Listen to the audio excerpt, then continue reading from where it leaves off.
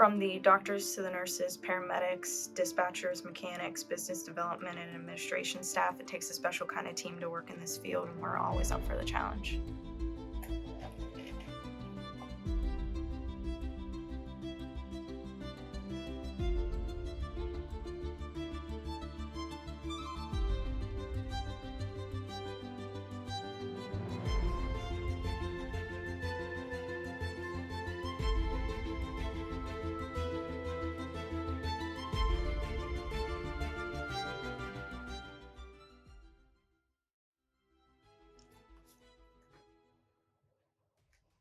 Hi, my name is Megan Crawford. I'm a registered nurse with the LifeFlight program. My name is Gill. I am a pilot and base lead for LifeFlight 4 base here in Butler County. Pretty much the entire job is a quick decision under pressure. So we've spent years developing our skills, and we are trained to make those decisions quickly and safely every time. So safety is priority number one, and we're governed by the Federal Aviation Regulations. And for the FARs, there's a multitude of things that we have to be adhere to. So we have multiple fail safes for that, but number one comes down to us, the pilots, knowing the regulations, knowing what's safe to fly in, what's legal, and what is not. And then we have multiple fail safes as far as our LifeFlight control that's down in Pittsburgh. We'll essentially double check everything we do, confirm that weather is safe, that we have fuel on board, and that aircraft and everything is good. And then we have a third fail-safe, which is actually in Shreveport, Louisiana. That is also another dispatcher looking at every phase of our flight and making sure not only that whenever we accept the flight is good, but also that whenever we continue the flight, if weather changes or something like that, patient destination changes or whatever, that everything is good. It's difficult. That's pretty much why we get paid for the job is to say no. We want to say yes. We want to take every single flight that we can. We want to help people, but unfortunately, if it is unsafe, and the majority of the time is due to weather, but if there's icing, snow showers, something like that coming through that take visibility down to zero, with Western Pennsylvania weather, we can't take the flight at that time. So that's the first thing that happens is when a call comes in, I immediately check weather and determine if it is safe for us to get to the patient and get them to that next level of care they need or not. Absolutely, we prepare for everything. We do multiple training, multiple contingencies for everything, and the aircraft itself has multiple backups for everything. So it is always possible for a failure to occur, but it is few and far between, if you will. Mm-hmm. If it happens and at any point something changes, then and the aircraft is no longer at 100% or anything like that, then we divert the flight or we handle the emergency and continue on with the mission.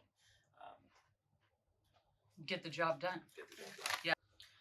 So working within the LifeFlight program, we're trained to handle any situation at any time, and sometimes we do see the sickest of the sick, but we're trained to take care and handle those situations.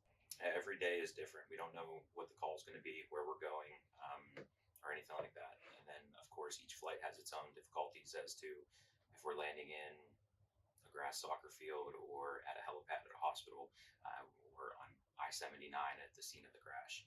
We don't exactly know what each day is going to bring, but our training and skill sets make that a pretty easy part of it in comparison to handling things like Western Pennsylvania weather changing constantly, or things along those lines where the factors that are constantly fluid.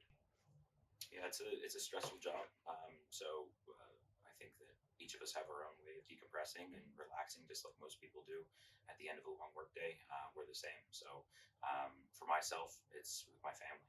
Spend as much time with family as possible on our off time, and then trying to relax so that whenever you come back to work, you can handle it. Yeah. Here at LifeFlight, we're a family. We take care of each other. Yeah, so essentially, if we're unable to do it by flight, if I determine that weather is unable to be flown in safely, then they can coordinate with the EMS and say, hey, we're unable to do it by flight, but our crew will do it by ground with you if they need that higher level of care. And then a lot of times we end up meeting them, and they will jump in the back of the ambulance and continue continue that patient to the hospital, but they're offering that higher level of care that we bring to the table. So what may seem like a routine flight for us could be somebody's worst day. And a lot of times, that's a highlight of their life, or a low point in their life, I should say, in which they will remember forever. So sometimes things will come full circle, and after their recovery, after they're better and everything like that, they will come back and say hi to us or say thank you. We receive cards, we receive gift baskets.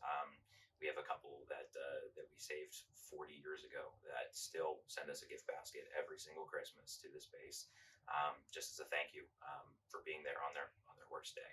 So although we don't get to hear every single story or anything like that, we do get to hear from a select few, and makes you feel good.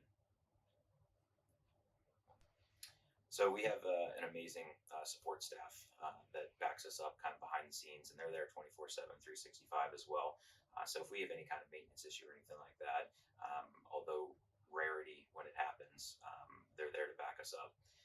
They allow us to do what we do without getting any of the credit or anything like that. So our mechanics and dispatchers and all of the moving parts behind the scenes, we're just kind of the one that gets the recognition and the vision, being the helicopter flying over. So one of the things I love about this job is getting the chance to give back and help the people in the community. That's the entire reason we do it, is for the community, for the people. We love helping people, and we felt this was the best way for us to do it. Everyone that we talk to is pretty gracious and is always interested in the job and everything like that. And as far as what we want people to know is we're here to help. That's all we want to do is help. So we hope you don't need us, but if you do, we're here. So in those situations where conditions are not favorable for a flight, we cooperate with local EMS to make a ground transport possible if needed. So when we come out to the aircraft, we put all our stuff inside, and then the first thing we start doing is doing a pre-flight check or a walk around. And essentially all we're doing is inspecting every portion of the aircraft to make sure that it is, again, ready for flight and safe to operate. And this is the time that the medical crew brings out all their medical equipment. We go through and make sure that everything's where it needs to be. Get everything ready to go. Thank you for taking the time to learn more about what we do. From the pilots, medical staff, maintenance personnel, dispatchers, and everyone who makes everything we do possible, LifeFlight wants you to stay safe.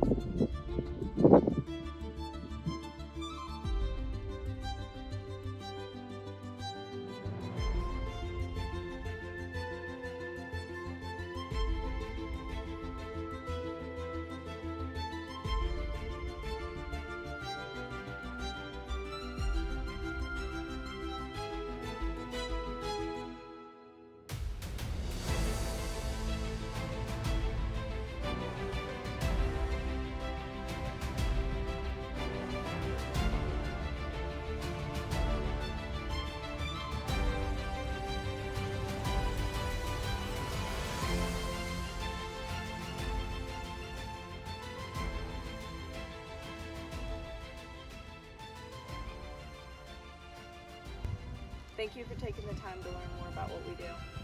From the mechanics, the pilots, I like that already. Thank you to Alex and Megan for taking the time on your day off to speak with me. Your passion, dedication, and true bravery for helping your community was something I noticed immediately in both of you. Your strength, focus on family, and the greater good for all truly shines through. To all the heroes, the ones who risk to save, who show up in the hardest of times, and who have the courage to face it every day, thank you. You make this world a better place.